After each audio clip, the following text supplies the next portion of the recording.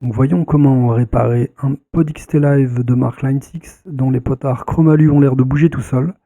Auquel cas d'ailleurs on voit le pod qui passe en mode edit et on voit d'ailleurs quel potard bouge là. En plus, si on revient sur le titre du patch, il y a une étoile qui apparaît et qui montre qu'une valeur a changé alors même qu'on n'a strictement rien touché sur l'appareil.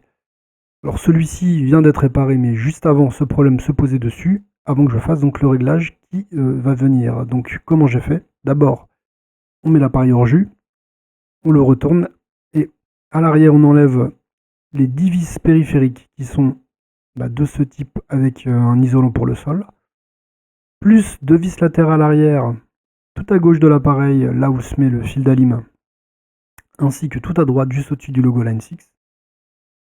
Une fois que c'est fait, on enlève la plaque. On n'enlève pas les 4 qui soutiennent les deux maintenons ici.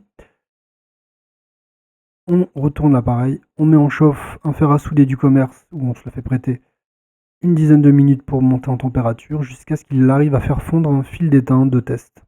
La tête doit être assez fine, en forme de tête d'épingle, comme là. Ensuite, on posera la tête chauffée 5 secondes sur chacune des pattes des potentiomètres. Alors, 5 secondes sur celui-ci, puis celui-là, etc. 3 fois sur ce premier potard.